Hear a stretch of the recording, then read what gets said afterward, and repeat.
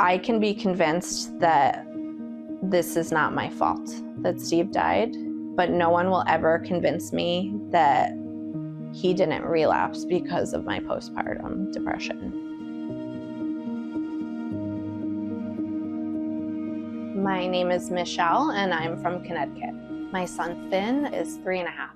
The birth was pretty traumatic for me.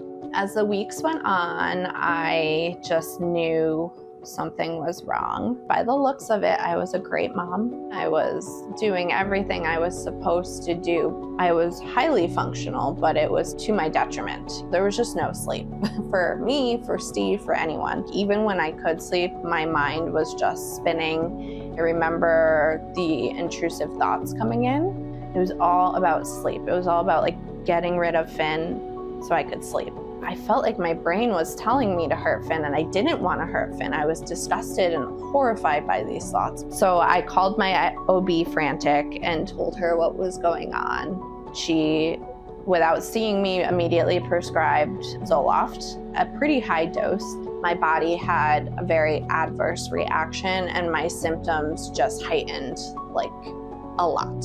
So when I went in the office, we talked about medication again, and I asked her about a therapist. I was like, I think I need to talk to someone. She did not have any recommendations, but she started looking stuff up on her phone. They had no resources to give me. I should have walked into like a pamphlet and Steve should have been there. These are the people you need to call. Postpartum Support International has a crisis line 24/7. They had none of that information. So while all of this was happening, Steve really was my rock. Every morning he would tell me like, today's gonna be a good day. Like, I know it, I can feel it. And it wouldn't be a good day. And then every night he would say, tomorrow's gonna be a good day for us. I can feel it. So I started with this doctor. I walked in, it was me and Steve. We were both crying. And he looked at me and he said, my friend, you have depression caused by a hormonal imbalance because of the birth of your baby. I was like, thank you for saying that, because like people are acting like, oh, you must have always been depressed. And I was like, no, this literally happened from the birth of my baby. Help me. He changed my medication. We found a therapist. She specializes in perinatal mood disorders. She knew my intrusive thoughts were not real. She really helped me understand what was happening and how I can combat those thoughts. And I started an IOP program, an intensive outpatient program. That was like the start of the turning point for me.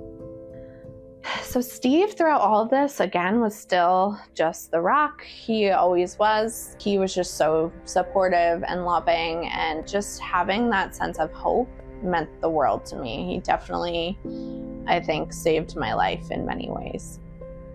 There were moments where I saw Steve struggling, but I was doing better. So I kind of felt like, okay, he's crashing now. A few days here and there, and then he would be himself and it would be fine and we'd be great.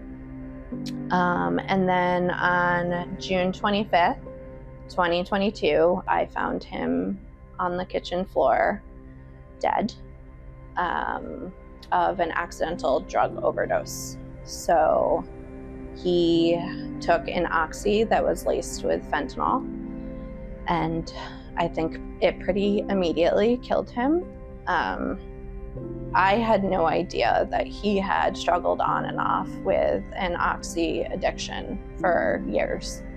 Something that I talk about a lot is that I made it out of my PPD, but Steve didn't. I mean, he had 2 years of extreme trauma of trying to hold it together for me and Finn and his family, and no support from the medical system. You know, Steve was a beautiful, wonderful soul and a beautiful human, a partner, a father, and he got lost in this system as well. I'm coming up on 2 years without Steve. Finn and I have really gotten into a groove, and I see so much of Steve in him every day. His adorable qualities and his quirks that he had are all coming out in his beautiful son. And I am not alone. I am not the only person who lost their husband during postpartum. There's just so much that needs to change. There needs to be, checklists of like, here's what to look for. There needs to be plans made. It's just something that we as a society need to start talking about, be aware of, and provide resources for both mom and partner.